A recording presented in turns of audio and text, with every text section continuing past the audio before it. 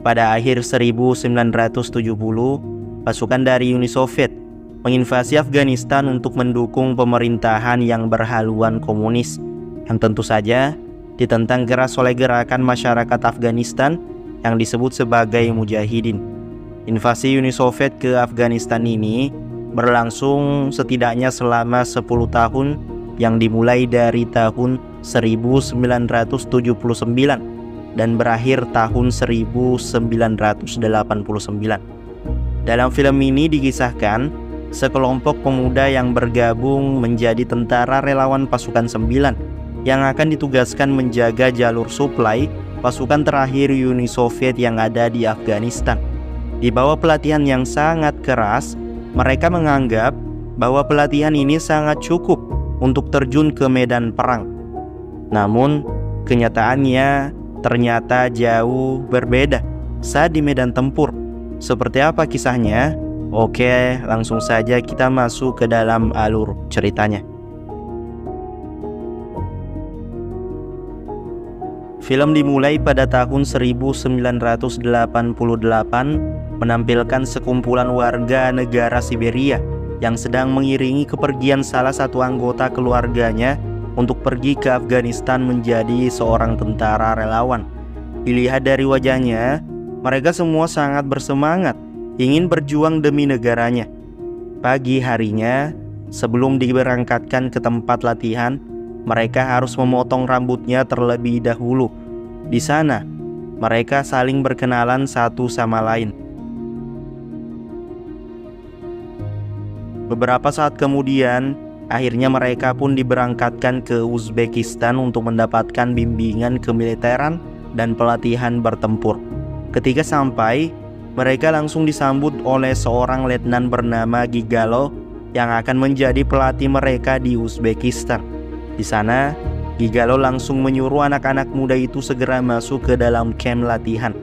Di dalam camp, mereka mengganti pakaian dan memperkenalkan diri mereka masing-masing. Diawali dengan Letnan Gigalo yang memberitahu semua kader tentang peraturan-peraturan kemiliteran yang harus mereka terapkan di latihan. Pertama, mereka akan dilatih mendaki bukit dengan membawa ransel yang diisi penuh dengan batu. Mereka harus terus mendaki bukit dengan sekuat tenaga untuk sampai di puncaknya. Di tengah perjalanan, tanpa mereka sadari, unit lain sudah berada di atas dan mendorong semua unit 6 terjatuh kembali ke bawah bukit.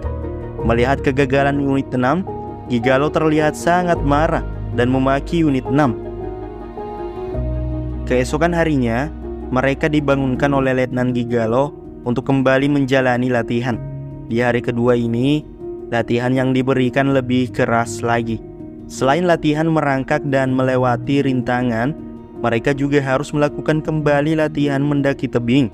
Di sana, Letnan Gigalo mendapati salah satu prajurit yang ketahuan membawa ransel kosong.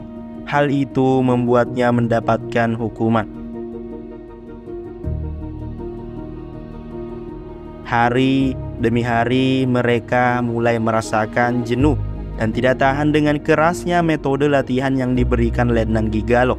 Akhirnya, salah satu kadet bernama Polodia berencana keluar dari latihan itu yang kemudian diikuti semua rekannya di unit 6. Namun ketika berlangsungnya upacara, tak ada satupun yang keluar mengundurkan diri, yang artinya mereka semua bersedia untuk dikirim ke negara Afghanistan sebagai pasukan relawan. Kemudian mereka dilatih cara menggunakan senjata di medan tempur. Tak hanya itu, mereka juga dilatih berduel dengan tangan kosong. Beberapa minggu berlalu, kerjasama tim di unit 6 mulai terasa. Mereka pun berhasil mengalahkan unit lain di latihan mendaki bukit. Sebelum hari keberangkatan, Letnan Gigalo terlihat mengamuk kepada semua anak didiknya. Hal itu akibat atasannya yang melarang dia untuk pergi ke Afghanistan bersama unit 6 karena dia telah mendapatkan luka serius di pertempuran sebelumnya. Akhirnya, Letnan Gigalo melepas semua muridnya yang akan pergi ke Afghanistan. Mereka semua pun mulai menaiki pesawat dan di sini ketegangan dan ketakutan mulai mereka rasakan karena baru pertama kalinya akan terjun ke medan tempur.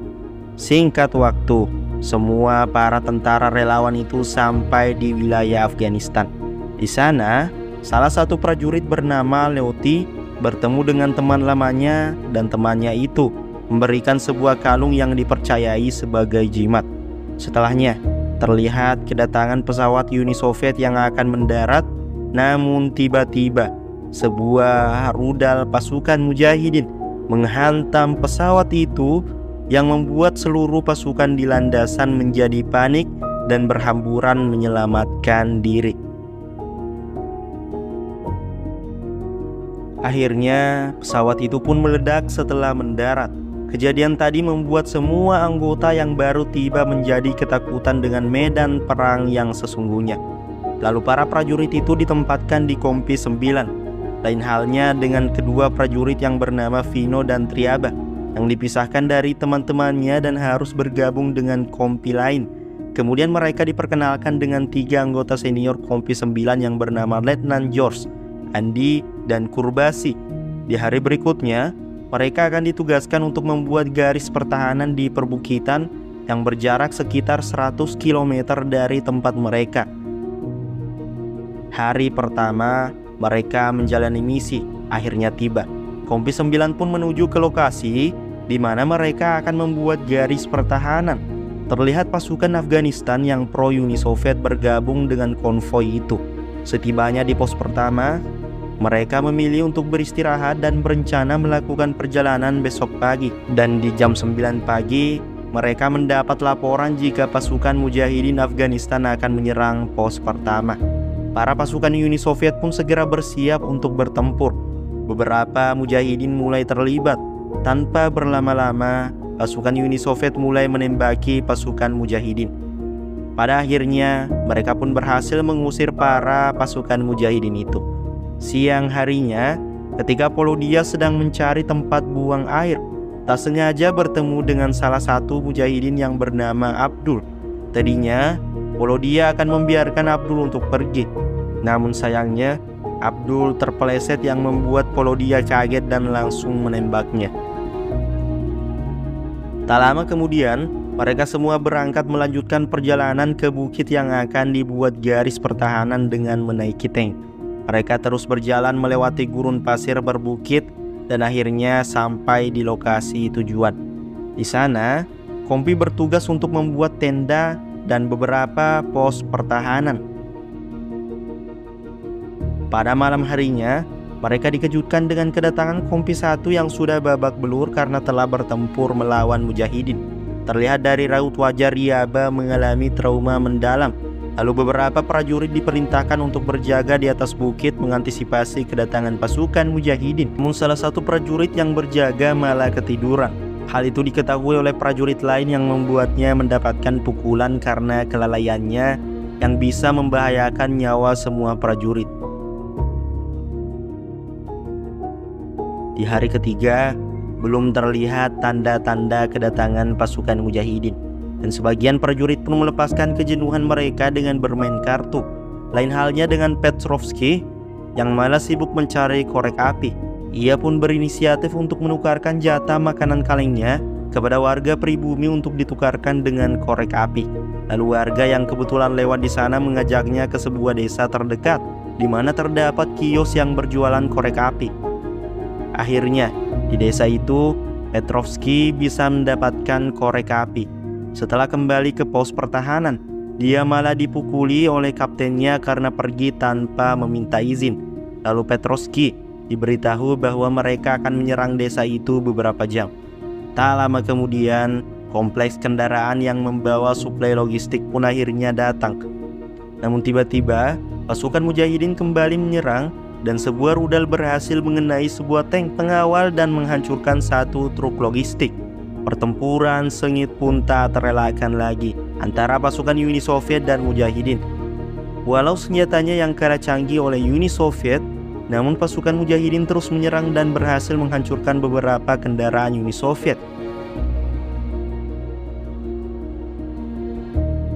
Karena semakin terdesak akibat kalah persenjataan, pasukan mujahidin pun memilih untuk mundur.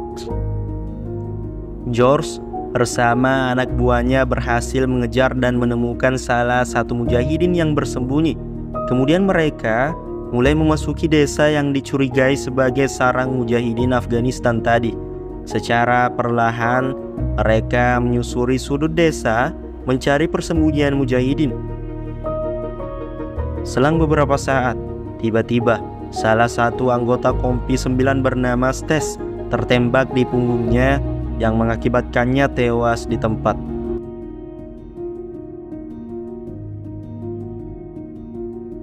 Rencana untuk menghancurkan desa itu akhirnya segera dilakukan. Roket-roket Uni Soviet mulai menghantam desa yang sudah tidak terdapat satupun warganya. 24 Desember 1988. Untuk mengobati kesedihan karena kepergian Stes, anggota Kompi 9 membuat sebuah pesta Natal sederhana. Di situ Leoty datang untuk menggantikan posisi Stes di Kompi 9. Hal tersebut membuat kesedihan mereka semakin terobati. Akhirnya mereka melanjutkan pesta hingga larut malam.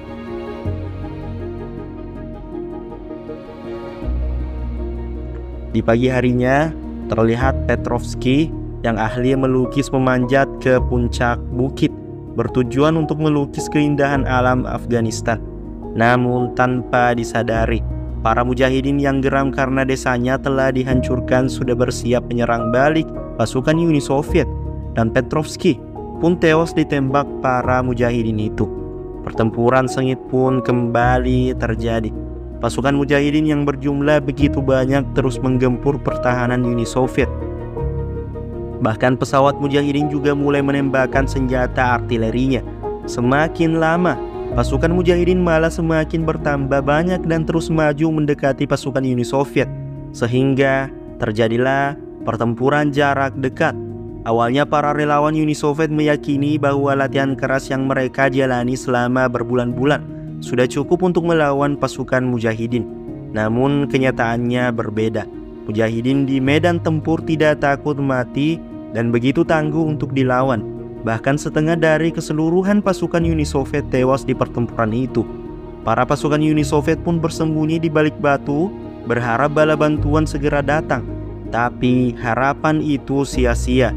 Mereka hanya terdiam menunggu keajaiban. Selama 1 jam lebih, mereka bertahan di balik bebatuan, dan para pasukan mujahidin pun mulai melancarkan serangan kepada sisa pasukan yang masih hidup. Pasukan Uni Soviet pun kembali bangkit menahan serangan-serangan mujahidin. Bahkan semua komandan mereka pun sudah tewas ditembak pasukan mujahidin. Dengan bermodalkan keberanian, pasukan Uni Soviet meneriakkan lagi perlawanan. Namun tetap saja mereka harus kalah karena jumlah pasukan. Beberapa menit kemudian, datanglah bantuan helikopter Uni Soviet. Namun, itu semua hanya sia-sia. Pasukan Uni Soviet sudah tewas yang hanya menyisakan 1 prajurit, yaitu Leoty. Ketika diselamatkan, ia menangis dan terlihat sangat trauma karena baru saja mengalami kerasnya pertempuran. Karena hanya dia satu-satunya prajurit yang selamat. Februari 1989, Uni Soviet pun secara resmi menarik seluruh pasukannya dari negara Afghanistan. Lalu film pun berakhir.